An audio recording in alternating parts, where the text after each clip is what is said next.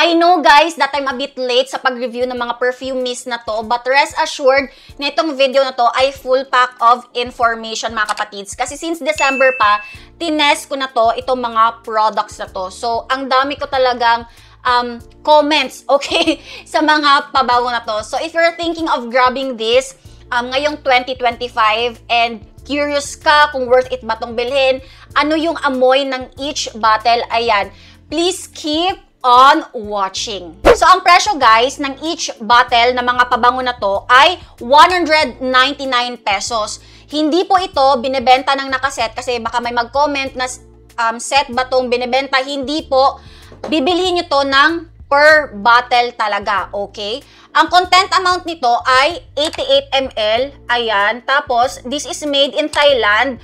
Ang expiration date nito ay 12 months after opening. And then, you can buy this one, guys, sa mga department stores sa mall, physical stores ng Watsons, and online platforms like TikTok, Lazada, and Shopee. And sa collection ng Lux Organics, guys, nag-release sila ng 4 na variants. So, the first positive thing, guys, that I can say about this perfume mist collection ng Lux Organics, these are affordable yet long-lasting. To be honest, guys, I wasn't expecting at all when I bought this kasi mura nga lang siya mga kapatids. It's only 199 and based on my experience, nung binili ko din yung first collection, I bought the 4 bottles, guys, and then second collection, binili ko din lahat mga kapatids. Ang pinaka matagal lang sa akin nagstay, yung Love Luna 4 hours, yung Dream Bliss mga kapatids 6 hours, but sa collection na to mga kapatids, meron silang pa-claim dito na this can stay over 8 hours, meron silang pa-claim dito mga kapatids, and legit, sa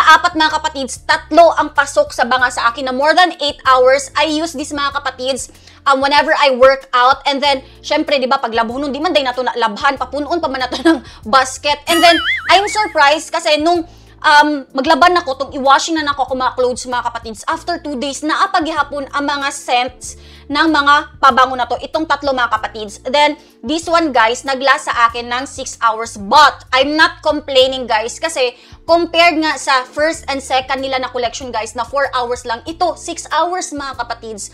So yeah, and then sa aking moisturized skin naman guys, kasi nagsispray din ako mga kapatids sa aking katawan after taking a bath, naglalast to guys ng 4 hours sa akin, itong purple, tapos itong 3 naman to ay 6 hours guys.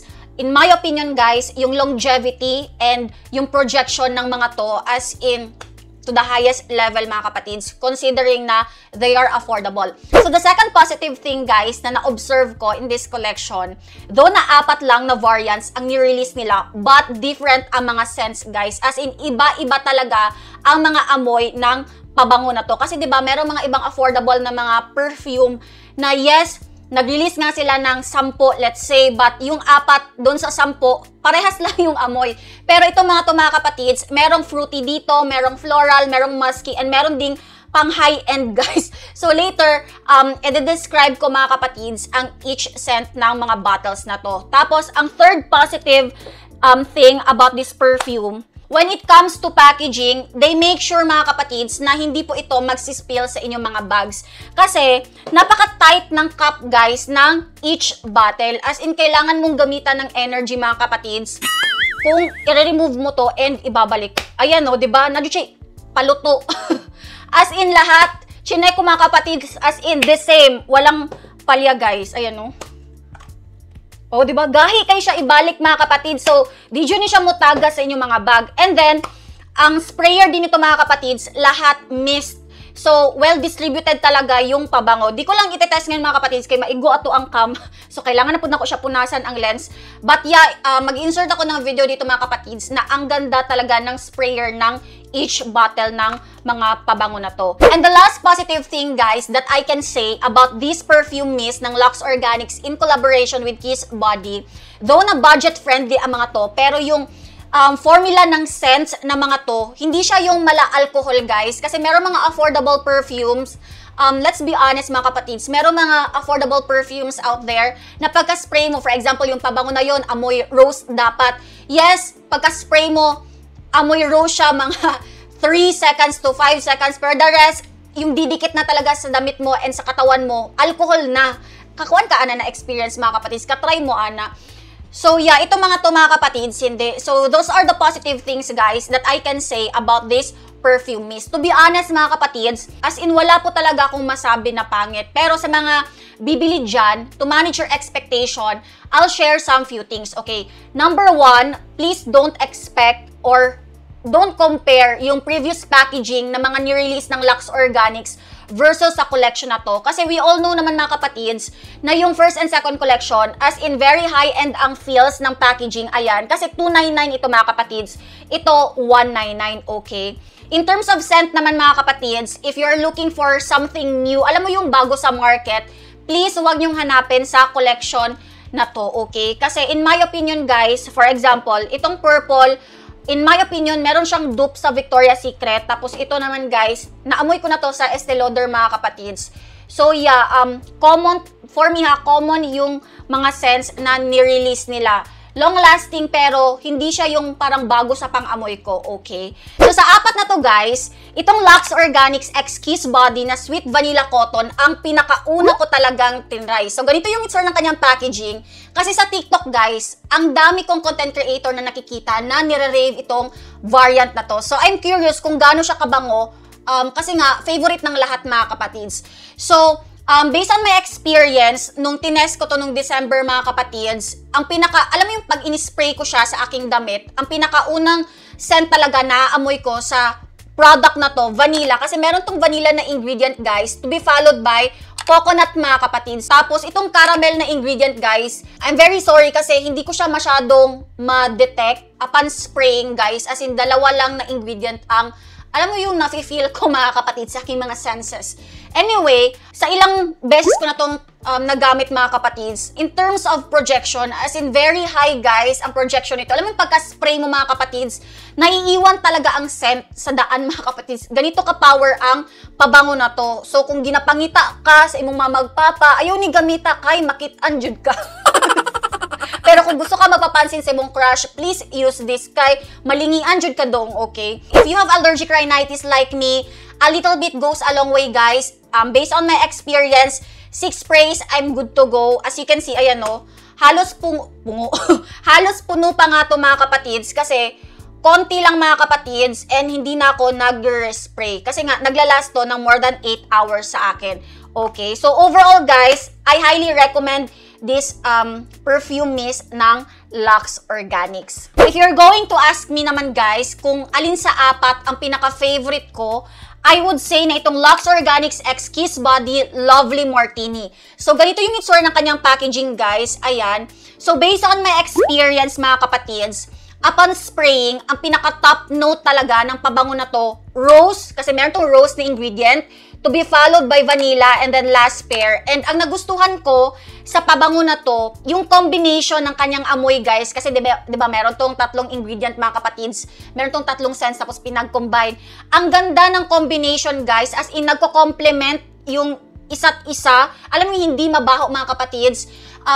Hindi talaga ako fan, to be honest, ng mga rose scent. Pero surprisingly, mga kapatids, ito yung pabango na, sa apat ha, ito yung pinaka nabanguhan talaga ako na perfume mist. Kasi it feels luxurious. Alam mo yung sophisticated yung atake mga kapatids.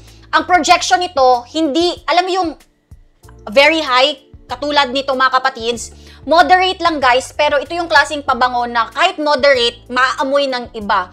Okay, so, nag-resonate talaga itong pabango na to sa aking personality. Alam mo, hindi siya, kapag ginamit ko to mga kapatids, parang hindi ako kakabahan na parang ma-intimidate ko yung ibang tao guys. Kasi moderate nga lang ang projection nito. And ang kinagandahan, naglalast to guys ng 8 hours. So, overall guys, I highly recommend this perfume. So, itong pangatlong variant guys ng Lux Organics X Kiss Body, if you're not feeling seen for a very long time, hala, palitan ni, gamitan ni, spray ni kay, babatian jud ang imuhang presensya. Kay grabe jud ni siya ka, for me lang ha, grabe siya kaisog mga kapatids. So, itong Sweet Poison guys, the way I describe in medyo professional level, if you're looking for a budget-friendly na perfume na may pagka-musky, tapos may hint ng peach and rose, maybe magugustuhan mo to mga kapatids. So, ganito yung itsura ng kanyang pabango. Bottle guys, ayan. And ito yung klaseng pabango, Katulad dito mga kapatids, itong Sweet Vanilla Cotton, kapag in-spray mo din to, as in naiiwan talaga sa daan guys, ang kanyang scent. So, if ganito yung trip mo na pabango, get this one guys, kay power jud siya mga kapatids. Actually, ito yung mga klaseng pabango na trip sa kong sister. And since na kanang, di man mi perminti magkita, so pag mingawon ko siya, nagaspray na ako para ma-feel na ko iyang presence. So, as you can see, ayan o, ganito na kadami yung nakuha sa bottle na to. In my opinion guys, ang pinaka-top note ng perfume na to, every time I spray this, ang pinaka-first na naamoy ko ay itong peach followed by rose, tapos nga meron siyang atake ng pagka-musky guys. So yeah, that's everything I can say guys about this perfume. Ito naman Crazy in Love guys ng Lux Organics X Kiss My Body na pabango. If you're looking for a fruity, very youthful na perfume, maybe magugustuhan mo to mga kapatids. Sa apat, ito yung pinakagamit na gamit ko na, as you can see, oh. Ang dami nang nabawas, guys, kasi everyday gusto kong bumata. Bitaw, oy, ito yung, ewan ko ba, ito yung pinaka-favorite ko, pero ang pinaka-go-to ko naman na, alam mo yung parang feel na feel ko araw-araw, ito mga kapatids, itong Crazy in Love, guys. So, ang pinaka-top note dito, guys, ay red berries, tapos to be followed by rose petal. Itong sweet amber guys, di ko siya mag-detect. Bale, pagka-spray ko sa pabango na to, on my skin and sa damit ko, bale, red berries and rose petals lang yung nare-recognize ko talaga, to be honest. I want to be honest with you guys, okay? Di ko magpa-char-char. So yeah, yan yung masasabi ko about this perfume, and very long-lasting to mga kapatids. 2 days guys, as in, yung scent ng pabango na to, as in, nasa damit ko pa mga kapatids, especially on my workout clothes, kasi ito yung ginagamit ko nga halos araw-araw mga kapatids. In my opinion guys, sa apat na to, ito yung bagay sa mga elementary, high school, college, kay pa-sweet lang jud iya ang atake, kanaganing pag masimhutan sa tanan, dili sila murag mangilinigan. So, mukha sa term, oy, kanang mubagay ra jud siya, for all occasion guys, and kanang kuan siya kanaganing friendly lang iyahang scent, and that's the reason kung bakit kanaganing ginapang everyday jud na ko ni siya mga kapatids. Ayan, very evident naman kasi sa apat ito lang yung parang bawas na. So yeah, highly recommended this kay very long lasting pud kaayo ni siya guys. Di pud siya papilde, okay? So that's everything guys na masasabi ko about this variant, itong Crazy in Love. So pati ako na in love po ko sa iya ha.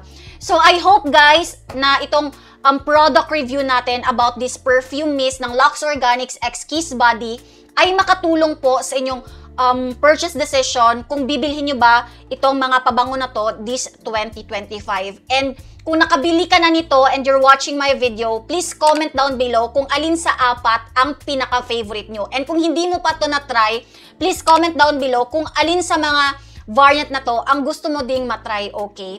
So if you like this video guys, if you find this video helpful and informative, please don't forget to give this a thumbs up, share this video sa inyong mga family and friends, and kung hindi ka pa nakapag-follow or subscribe kung saan mo to napanood, please consider.